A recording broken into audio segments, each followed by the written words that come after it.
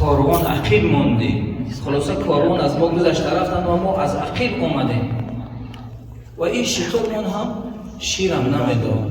کودکی داشتیم با همراهیمون، میگوید که این فرزند نوزادمون هر شب از گریه زیاد خوابمون نمیبود. از گریه زیادی نوزادمون خواب نمیبود. به خاطر چی؟ به خاطری که شیر نداشتی سینه های من این کودک رو من چیکار کنم؟ سیر کنم. خلاصه میگه آمدیم در مکه، اون قوم ما و اون کاروان ما آمدن، همه مردمان کودکای نوزاد رو گرفتن. هر کجا سراغ میکردیم کودک نمیافتیم و نفر را یافتیم به نام محمد که این هم یتیم بود. در اول خواستار گرفتنش نبودیم، گفتیم که این اصلا نوزاده ها را به او خاطر میگفتن که از حساب اینها زندگیشون را پیش برن. اما دیدیم که این یتیم است و بابای ای و زنی و مادر ای برای ما کمک کردن نمیتواند. از این خاطر میگه در اول ابا کردیم، در اول این را چیکار کردیم؟ نگرفتیم. خلاصه وقتی که نوزاد که نیافتیم، ناچار با همراهی همسرم مصلحت کردیم که بیا بریم که همون دست خالی بازگشتن رو بسیار من بد میبینم. حلیمه میگوید بیا رفتیم همون کودک نوزاد یتیم رو میگیریم. شاید با برکت این الله مهربان در خاندان ما و شما برکت را عنایت بفرماید. میگه همسرم و شوهرم در این سخنهای من راضی شد. رفتم پیش عبدالمطلب بابای پیامبر صلی الله علیه و سلم و از او خواستم که این طفل رو برای من برگرداند و عبدالمطلب راضی شد. این طفل رو گرفتم. ببینید معجزه و قدرت و برکت پیامبر صلی الله علیه و سلم را که میگوید که در صورتی که این طفل را قیچاق گرفتم تمام سینه های من پر از شیر شد.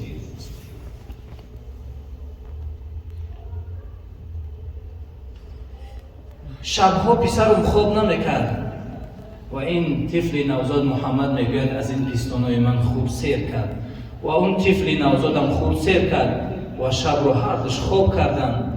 وقتی که شوهر من به سوی اون شتر میگه رفت برای غذای خودمون استفاده بریم، میگوید یک سطل پر از شیر از اون شتری لاغری که در بیابون علف قحطسالی اومدگی بود، میگه یک سطل شیر جوشید آورد. اما خودم ها اون کاروانی که به ما عطا کرد. این برکات پیامبر صلی الله علیه و سلم بود. وقتهای ما هم خیلی وقتی کم دادن، انشاءالله صحبت را به دیگر داملاه و خاریا میدهیم و انشاءالله در دوام این طول یک ماه انشاءالله خدا خواسته باشد این اطراف تاریخ پیامبر صلی الله علیه و سلم صحبت را الله مهربان توفیق پایبندی ما و شما را علیه و سلم. چنان که گفتیم خداوند در وصفش میفرمایند و ما ارسلناک الا رحمة للعالمین. تو محمد رحمتی خداوند هستی به سوی انسانیت، به سوی آدمیت. پیامبر صلی الله علیه و سلم را بنگریم، زندگیش را بیاموزیم. دستاوردهای پیامبر صلی الله علیه و سلم چیست؟ پیامبر که بعثت شدن خداوند رحمتش گفته است، یعنی چگونه رحمت خداوند است. اگر ما در سیرت پیامبر، اگر ما در گفته های خداوند در قرآن بنگریم، خداوند در حق پیامبر صلی الله علیه و سلم در آیه‌های بشمار می‌فرمایند که پیامبر صلی الله علیه و سلم خودش می‌فرمایند یکی از هدیه‌هایی که پیامبر برای انسانیت آورده است چیست؟ لا فضل لعربی علی العجمی، که هیچ غیر عربی به عربی فضیلت ندارد. هیچ انسانی به یک انسانی دیگر فضیلت و برتری ندارد. مساوی در روی این زمین هدیه از خداوند به وسیله پیامبر صلی الله علیه و سلم است که خداوند در قرآن می‌فرماید ان اکرمکم عند الله اتقاکم. البته مکرمترین شما در نزد خداوند ترک و تاجیک و عرب نیست. اکرمکم عند الله اتقاکم، کسی که در پیشگاه خداوند رشته علاقهش با خداوند، رشته بندگیش با خداوند محکم‌تر است. این یکی از دستاوردهای پیامبر صلی الله علیه و سلم است. یا پیامبر صلی الله علیه و سلم در حدیث می‌فرمایند انصر اخاک ظالما او مظلوما، که برادر خودت را چه ظالم باشد و چه مظلوم باشد کمک بکن. صحابه پرسیدند ای رسول خدا، مظلوم که معلوم است ما کمکش میکنیم، برادر ماست که در حقش ظلم شده است، اما ظالم را چگونه؟ پیامبر صلی الله علیه و سلم دستش را از ظلم باز داشت. این یکی از هدیه های پیامبر صلی الله علیه و سلم است. خداوند در قرآن می‌فرماید انما المؤمنون اخوة. هدیه دیگه پیامبر صلی الله علیه و سلم که در حقش فرمودند که پیامبر صلی الله علیه و سلم رحمت للعالمین است چیست؟ میان تمام مسلمان ها اخوت و برادری آورد. انما المؤمنون اخوة فاصلحوا بین اخویکم. خداوند می‌فرماید که تمام مسلمان ها با هم دیگر برادر هستند و در فکر اصلاح یکدیگر باشند. از این گفته ها اگر باز تکرار کنیم از قرآن یا از احادیث پیامبر صلی الله علیه و سلم هیچ انتهایی ندارد. این چی است که در وصفش علامه اقبال می‌فرماید این ظهور تو شباب زندگی است. همین است که ظهور محمد صلی الله علیه و سلم انسان را به خالقش به آفریدگاه یکتاش شناختن. و همکنون دعوت میکنیم از کاری خورشید که با سروده های زیبایش در وقت پیامبر صلی الله علیه و سلم برای ما و شما بیان میکنم.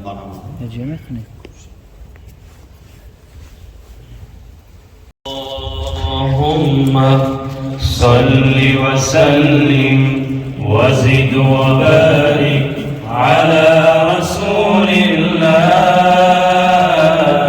وآله الأطهار، على رسول الله وآله الأطهار. مردم از این علم که نمردم برای تو، مردم از این علم که نمردم برای تو. ای خاک بر سرم که نشد خاک پای تو. گر اختیار من به دستم دهد قضا، روز 1000 بار بمیرم برای تو. بیتابد نور رحمانی زی سویش، طلوع الشمس الا الله ز کویش. بود نامی محمد فخر عالم، درون قلب ما نامی نکویش. شدم شیدای او نادیده او را، شدم شیدای او نادیده او را. چی باشد حال آن کس دیده او را، چی باشد حال آن کس دیده او را. نیامد کس شمشیرت به اسلام، بشد کافر مسلمانی ز خویش، بشد کافر مسلمانی ز خویش. گل اندر گلستانی زمین بود، معطر آسمان از عطر بویش، معطر آسمان از عطر بویش. چو رفت او از بری دلدار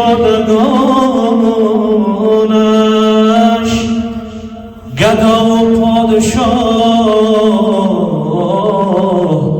در جستجویش، گدا و پادشاه در جستجویش. اللهم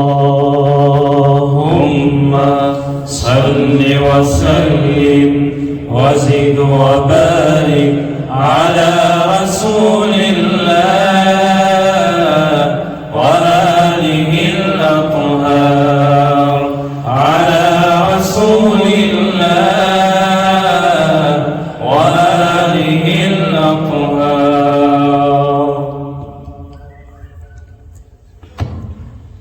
قلم رو من بنامی پاکی از دام، شود مفتوح برویم گنج ایمان. خداوندا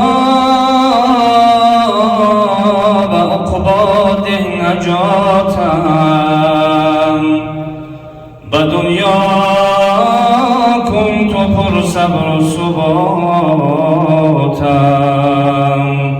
هدایت کن مرا در راه راستی، همان راهی که بر نیکان خواستی. منم یک بنده پر از گناه، همه خواهم مدام صلح و صلاحت، همه خواهم مدام صلح و صلاحت.